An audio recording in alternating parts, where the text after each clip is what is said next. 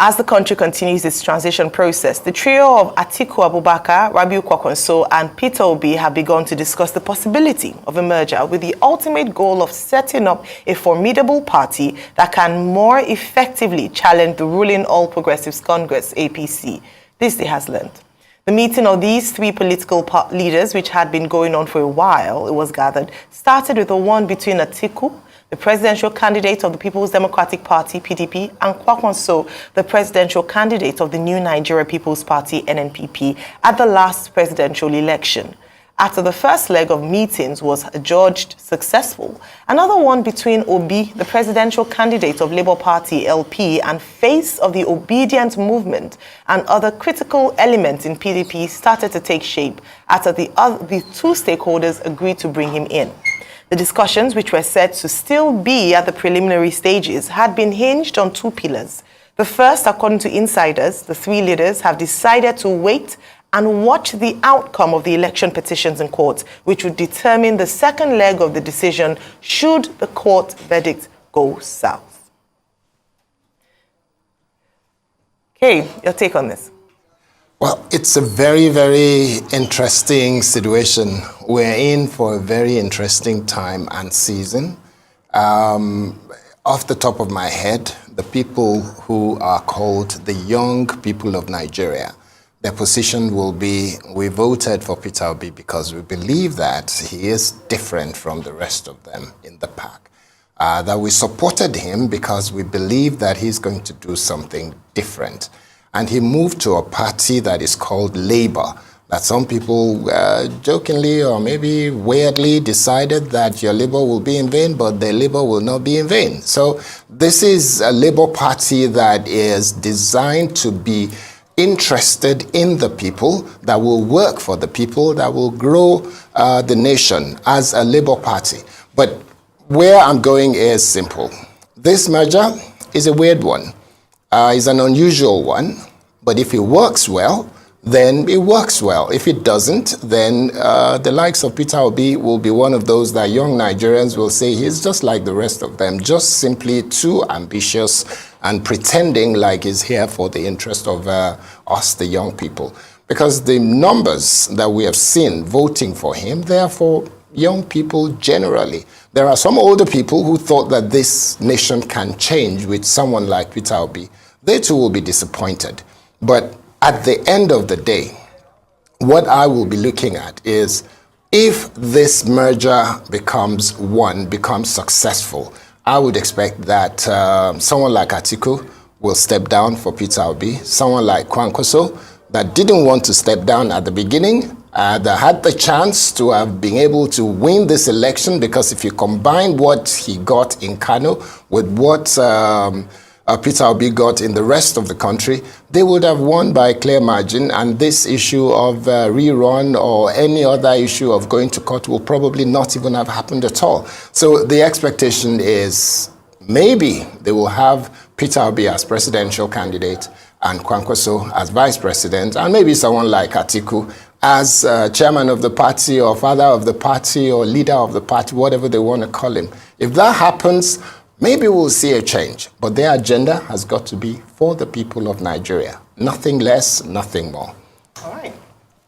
So I'll take you back memory lane. In 2002, America's Secretary of Defense, Donald Rumsfeld, was attending a press conference as regards if there were weapons of mass destruction in Iraq.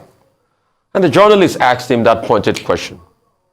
And Donald Rumsfeld replied by saying, there are some known knowns and there are some known unknowns. And let me further it by saying there are some unknown unknowns. Concerning this merger, there are some known knowns. What are the first known knowns? The fact that all politicians are the same in Nigeria, and they look for where their interest lies.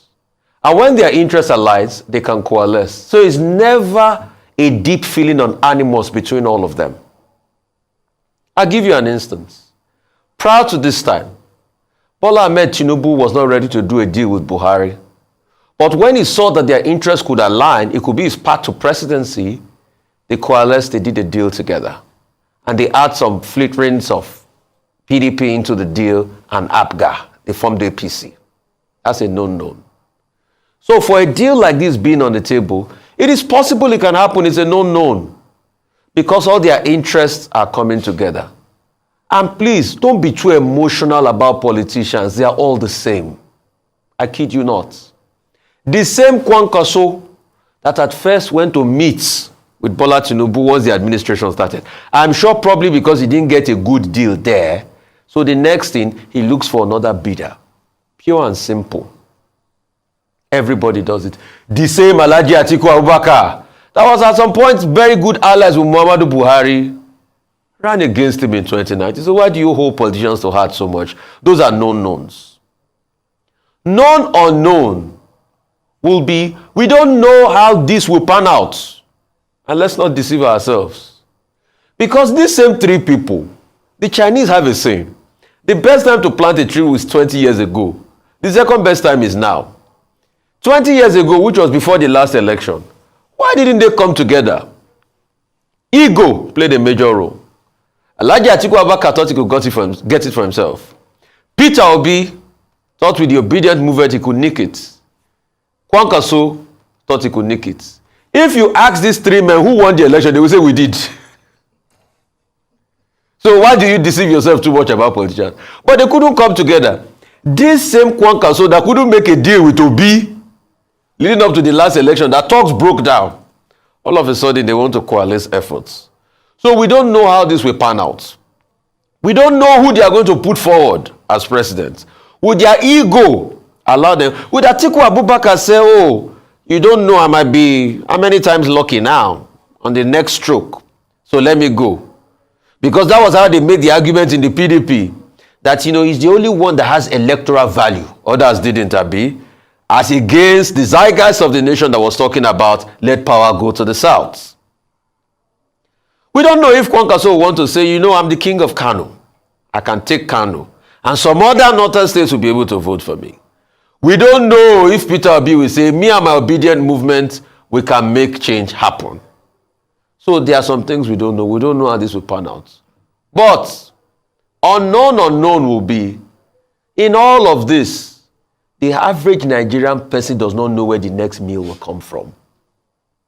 The average Nigerian person does not know what future holds for them. The average Nigerian person does not know what will befall his fortunes. The even average Nigerian rich man does not know. Maybe another devaluation will happen to the currency, that he will become poorer than he was yesterday. The average Nigerian company does not know what will happen to their fortunes next. Maybe, rather than thinking of the known about our politician, it's time to start thinking of the unknown. I rest my case. All right. Well, Rufai, you said that. I just wanted to point out something. You said that out of the three of them, they all thought they won. I don't think Kwankwaso would think that he would. I don't think so. I think, no, he's not even, he didn't even bother going to court. So let's just, let me just say that. They will reply you. All right. In terms of a merger, you both said it all, and let me just chip in a few things as well with regards to, at the end of the day, as we have said and emphasized a number of times, don't die in their war. It's interests at the end of the day. When interests align, then politicians then find out that they're able to work together. Recall that just immediately after the announcement, or during the collation actually, before the announcement of the results during the elections, PDP and Labour Party held a joint press conference, and there were already conversations around what has, where is that coming from?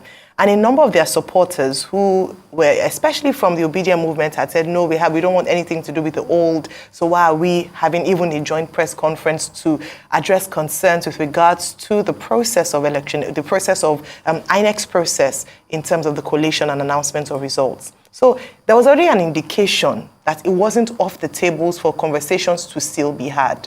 Also, we remember that Mr. Peter Obi was in the PDP before he then moved on to go on to the Labour Party and become the presidential flag bearer of that party.